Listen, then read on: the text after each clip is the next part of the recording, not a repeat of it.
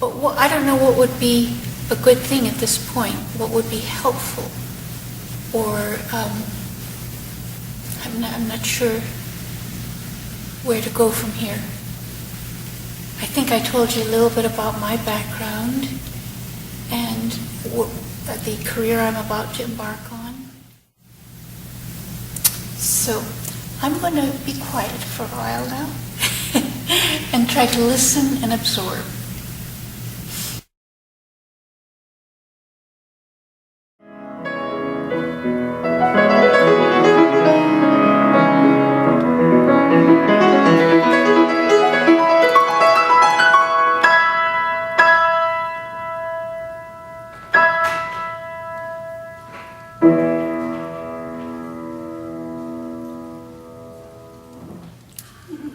Beautiful. Wow. That was so robust. It's funny, I shouldn't have attempted. That was something where I would have played better had I warmed up. It's like it was a little too tricky a thing to take on. Oh, sounded great. But I was so inspired, I wanted to play it. But the other song, I played it 10 times better than when we started the session. I felt there was just so much more depth to it, just so much more. Everything meant more. Everything just.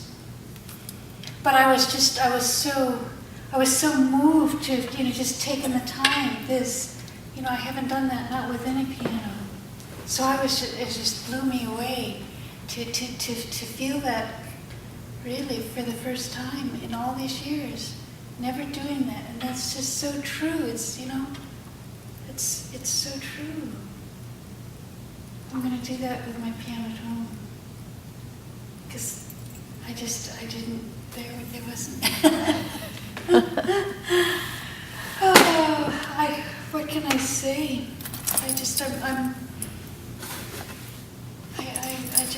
I feel like I've tried to put into words. I feel that Gary has this heightened sensitivity way beyond most human beings. It's just, and you've studied with masters, and you've studied it from different angles, and you've learned in teaching it to others. Your understanding's gone even deeper, and I just haven't had any of that type of experience. It's just a whole different perspective that I've never known. I've never done any martial arts. I have such admiration for things like when I see Tai Chi. I think it's so beautiful. I don't know a thing about it, but I just have such reverence for these things also that have been around for thousands of years. Like I've always thought acupuncture must be, I just esteemed it like any kind of, any medicine, and but my experience just hasn't been, although I'm half Japanese, it's really, I've not been exposed to any of that sort of thing, that type of thinking. It requires an open-mindedness, certainly. I feel like, can I recreate this magic? I hope so.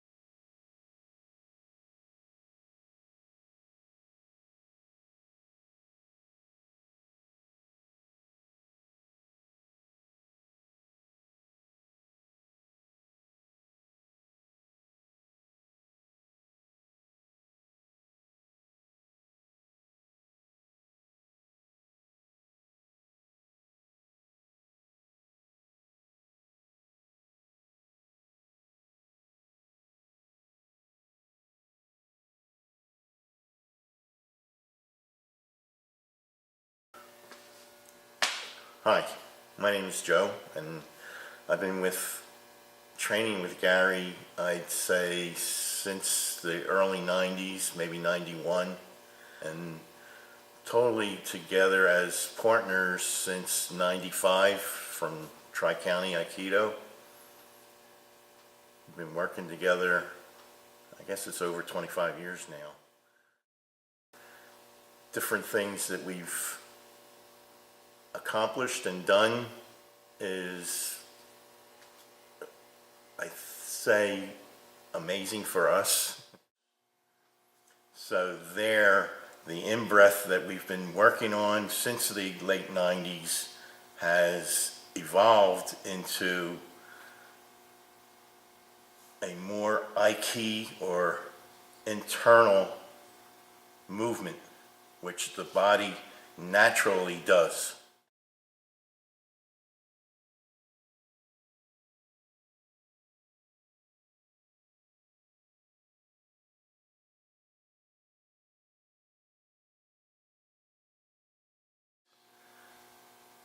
Gives you an understanding of how to make, or not make, but how to let the body do the in-breathing and do the internal movements. Myself, I had a spinal problem which affected my right thigh muscle, and over a period of time it started to not wither away, but weaken. And when I went to a regular doctor, or he told me to buy a cane and walk that, with a cane and everything. And at that point, I can't do that. I'm only 40 years old at the time, and walking around with a cane and trying to walk up steps, it just didn't put me into that. And when I mentioned this to my partner Gary, he said, let's try this, and we started working with the in-breathing, with the bags, moving around, punching bags, and stuff, and I was able to start using the in-breath to project mainly on my right side, to move without thinking about it, or without trying to use my muscles. And I was getting faster on my right side than I was on my left. So using a muscle actually slowed me down. Without using the muscle, I was quicker on pivots, turns, and actually getting out of the way of a kick or a punch. So I was able to use the in-breath, which I had to think about in the beginning. I had to not train my mind, but constantly be aware of, okay, I have to in-breath now to do the moves.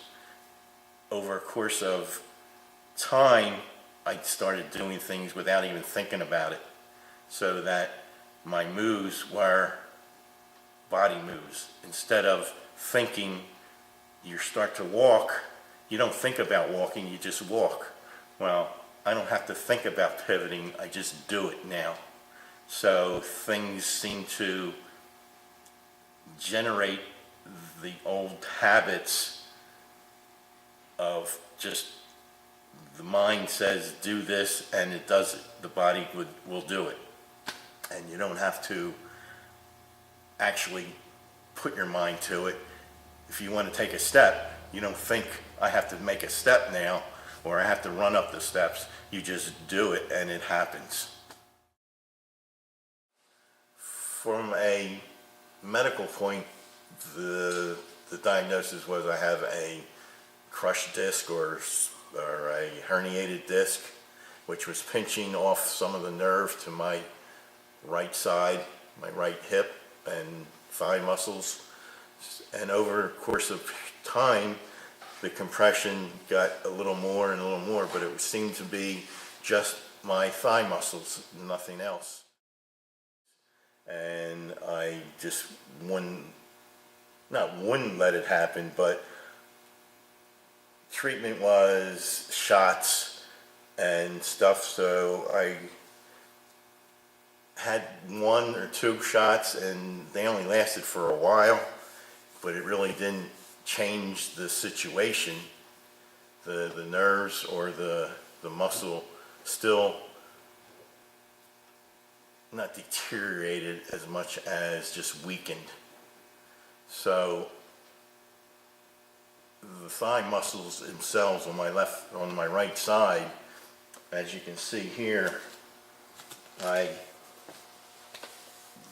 left side here is all thick, heavy thigh muscles, and just here you can see the difference with there's no thigh muscle here, and it's starting a little bit inside, so there's not much muscle to help me sometimes stand or run as fast as I used to. So certain things, I mean, I can bend and do my Aikido is a pivoting movement, is bending the knee and placing weight here. I can still do the same thing here when I'm thinking about it right now, but if I have to do a pivot, I can still turn and balance myself. I can move from side to side, forward and backwards, but I'm not putting full weight on it because I don't need to. I can still push and pull, step and step. I can still raise my foot up, but it's not easy, but I can still do this where I can still climb steps. It's an in-breathing thing that once I start moving, once I sort of get myself to, okay, now I have to go, I'm thinking I have to go up the steps, but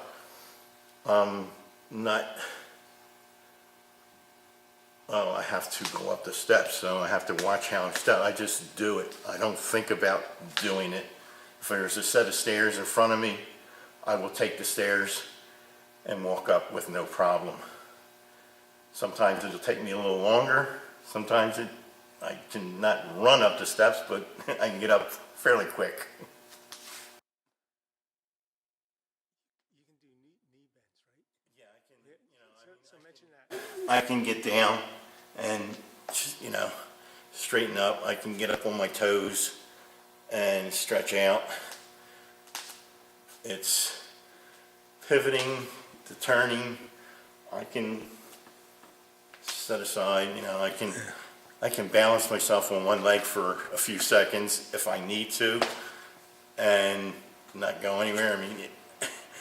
So in-breathing does help keep your body in shape, and transferring the energy from one side to the other and up and down my arms and legs keeps me mobile, and I can walk in a straight line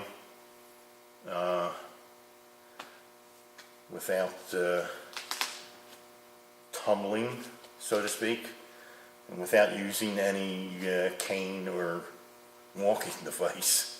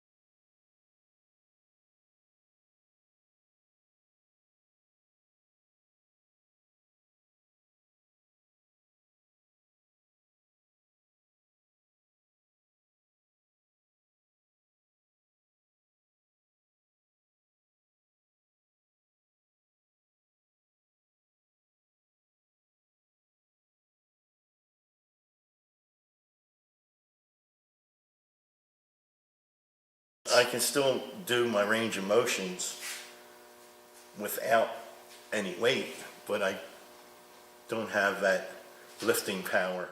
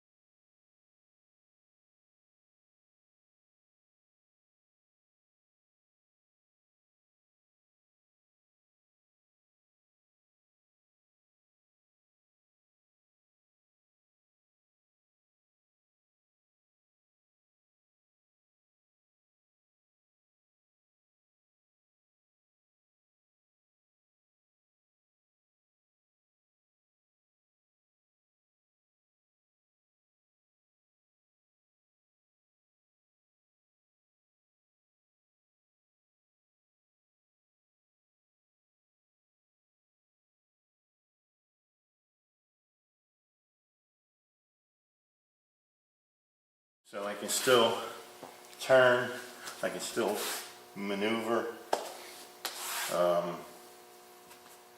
turning in position, I can still pivot or turn either way.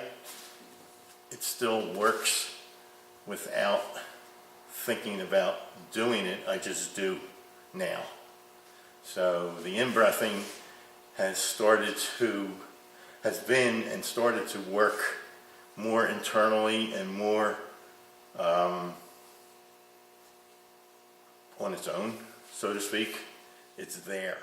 Letting my internal energy move me instead of me trying to move myself.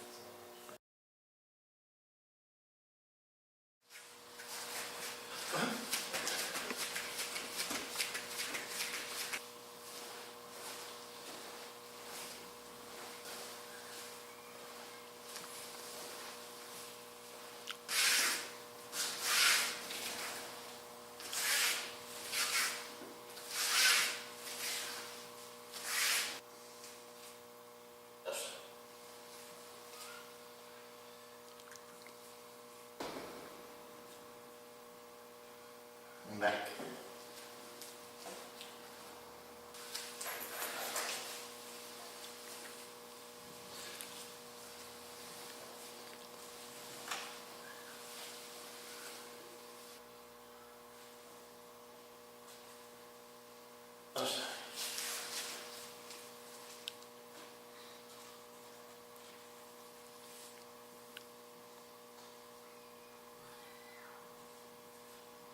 Other side of halfway.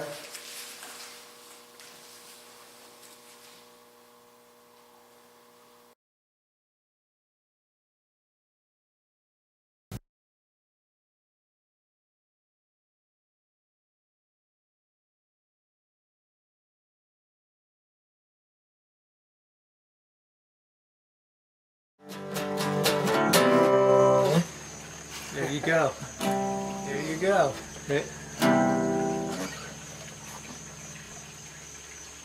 What do you think of that? Yeah, I felt that. Yeah. Felt that. Yeah. I mean, you could see the unity the whole way through when you both caught it. You caught that. And you notice like you weren't quite ready and boom, but you jumped right. Right in there. Yeah, it was like exact. And you weren't playing like with the same rhythm anymore or beat. You literally were the beat. And then and you know, a huge difference is when you try to like capture each other's breathing rhythms, you're actually leaning together. So when we look at the video, you'll see when we first started, you guys were both sitting there. And now you can, as we progress, you can see this. You're literally like leaning closer. The whole one is increasing. Next, you'll be sitting on the same chair. but that's what happens. But you want the audience to be doing the same thing, right? Be really say, wow, we could really get into those guys and what they're doing. And it works the same way in your individual relationships as well. And it's the same way when you hold your guitars. You can even notice like a difference in the way you're holding your guitars than when we first started. You can tell, you see that rhythm and that harmony. Yeah.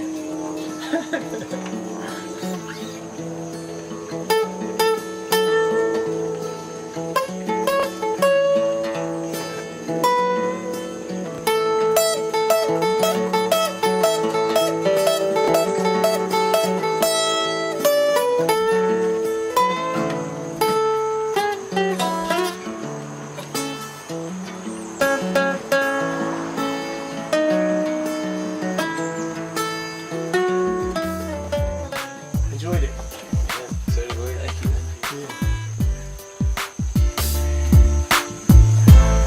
We'll have to do another session.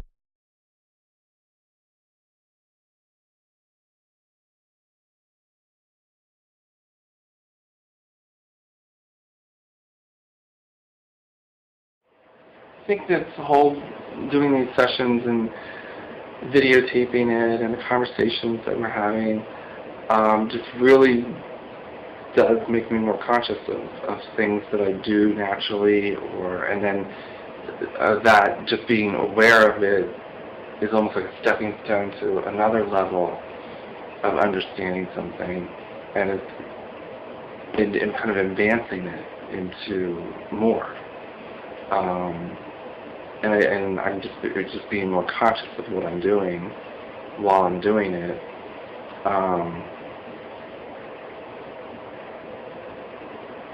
Becomes more of a habit, and you do it more because you're aware of it more, and you're focusing on it, and now you're doing it, and now you're now doing it consciously. So then you're just more aware of it, and then you're knowing when to do what movement or breath or whatever to fit the situation that you're in. Notice the breathing. When I'm breathing differently is what's happening, like how fast I'm cutting versus when I'm more calm, and even when I'm doing blowouts, if I find that I get into it more, and it's almost like a oneness that happens while I'm doing it. And it's like just like with the breathing, and it just makes you more conscious of the movements that you're making. I've noticed that difference, definitely, in what I'm doing. Coming from the eyes of someone gifted, they're seeing things everybody else doesn't even see. Right. So I like a little feedback on when you're getting better results that you can perceive. What are they? Well, like what we just did with Sue's hair. More conscious of the way that I'm turning the curls, and just the way that you're scrunching in certain directions in certain ways, and just the type of results that you get, a more smoother curl result versus just a matted frizz. And I find that when I'm blowing someone's hair out with a blow dryer, if you're just in a hurry and I'm just moving, it looks fine.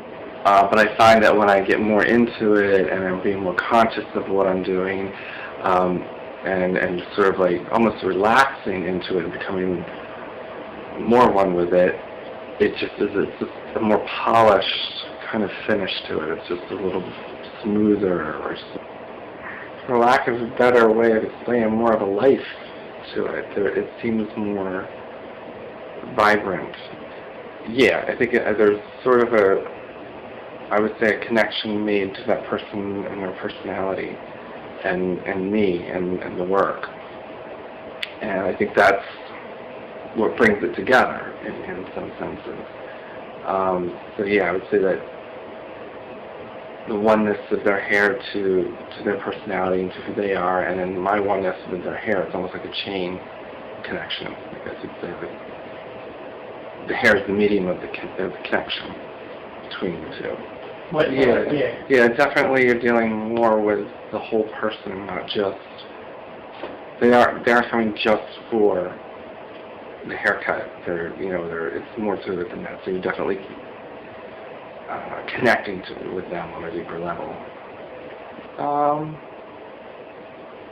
And I find that being conscious, like the breathing aspect especially, I think helps me in other aspects of my life when dealing with different situations. If I'm having a conversation with somebody and it's turning into a very frustrating conversation, I find I can pull back from the conversation and just sort of regrouping. And then you come back into the conversation more calm and more objective, rather than coming from your own ego space. You're coming from a more objective perspective. I think that's helped a lot. I see that kind of a change.